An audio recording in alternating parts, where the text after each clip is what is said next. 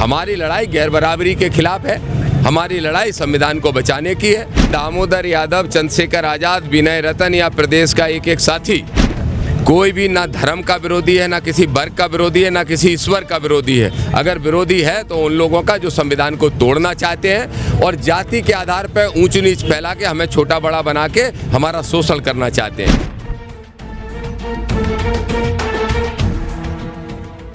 वो हमें धर्म विरोधी, वर्ग विरोधी, जाति विरोधी बताने की कोशिश कर रहे हैं। हमारी सोच मानवता की है और संविधान की है। हम उसको कायम रखेंगे। जिसको बुरा लगता है लगे में उसकी परवाह। और कई लोगों ने मनुवाद के लिए देशद्रोही नारे बताए, तो क्या मतलब है मनुवाद से, आप क्या समझते हैं? जो मनुवाद को फॉलो करते हैं वो देशद्रोही है।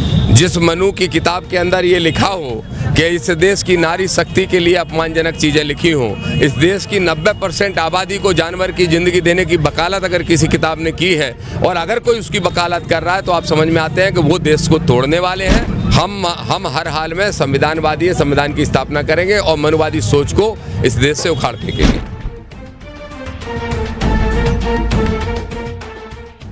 जहां पर कथावाचकों के लिए आपने सीधा डायरेक्ट स्टेटमेंट दिया था कि लोगों को मैनिपुलेट कर रहे हैं, धर्म के नाम पर बरगला रहे हैं, अंधभक्ति का आपने। मैं किसी भी कथावाचक का या किसी संत का विरोधी नहीं हूँ। रैदास को मानने वाले हैं, कबीरदास को मानने वाले, हम तो संत परंपरा को मानने वाले लोग हैं।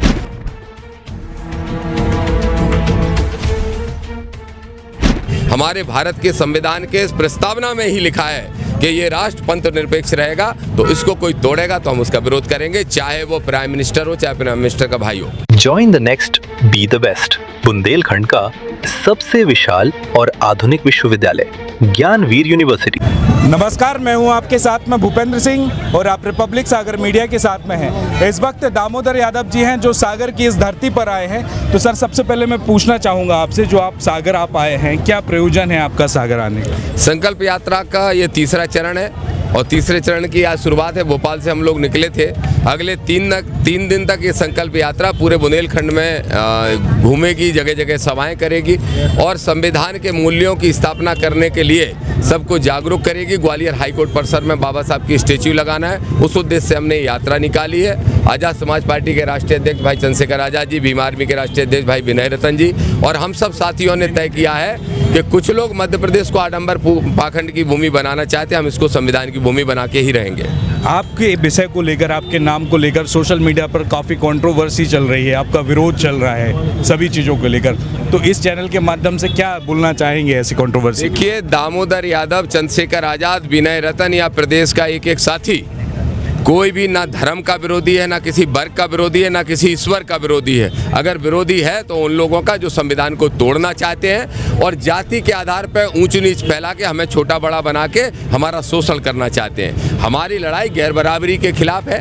हमारी लड़ाई संविधान को बचाने की है। अगर किसी को ऐसा लगता है, असल में सच बात तो यह है कि एससी और ओबीसी के भाइयों के बीच जो गठजोड़ बना है, जिसमें एसटी के भाई भी शामिल हो गए हैं, तो जो राजनीति अभी तक करते आए हैं हम लोगों के वोट पे, उन लोगों को चिंताएं हो रही हैं। वो हमें धर्म विरोधी, वर्ग विरोधी, जाति विरोधी बताने की कोशिश कर रहे हैं। हमारी सोच मानवता की है और संविधान की है। हम उसको कायम रखेंगे। जिसको बुरा लगता है लगे में उसकी परवाह नहीं। अभी आपने मनुवाद की बात की। कुछ समय पहले यूनिवर्सिटी में AISF यूनिवर्सिटी का वहाँ पर इस्टेब्लिशमेंट हो रहा था, वहाँ मनुवाद से आज़ादी के नारे लगे थे और कई लोगों ने मनुवाद के लिए देशद्रोही नारे बताए, तो क्या मतलब है मनुवाद से, आप क्या समझते हैं? जो मनुवाद को फॉलो करते हैं वो देशद्रोही है।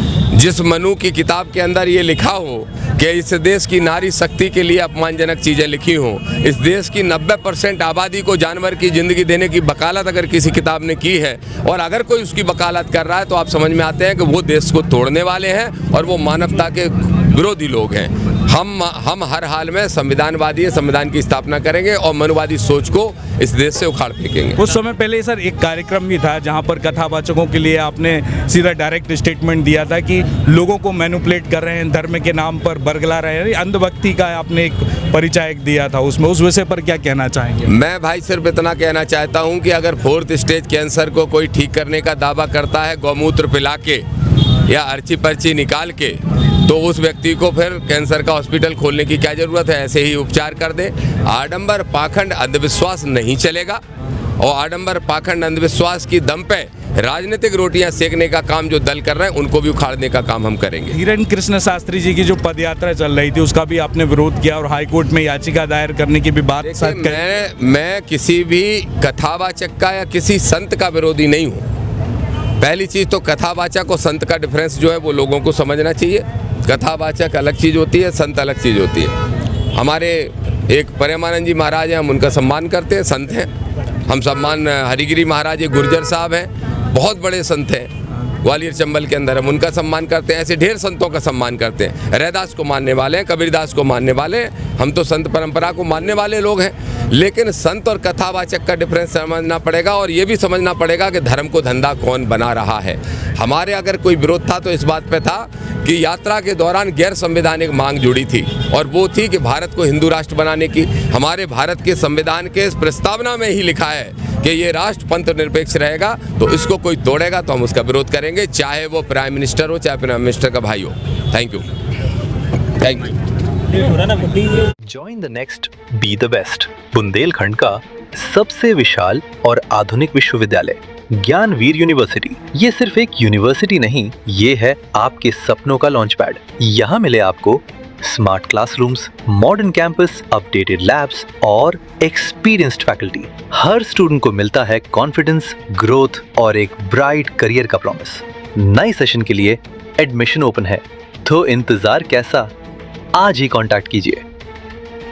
रिपब्लिक सागर मीडिया को सब्सक्राइब अवश्य करें और आप हमारी आने वाली सभी वीडियो को देखना चाहते हैं तो आपको उसके लिए घंटी जरूर दबानी पड़ेगी ताकि आपको सभी वीडियो की नोटिफिकेशन समय समय पर मिलती रहे। रिपब्लिक सागर मीडिया पर जो भी वीडियो आएगा वह सच की कसौटी पर कसकर ही आएगा।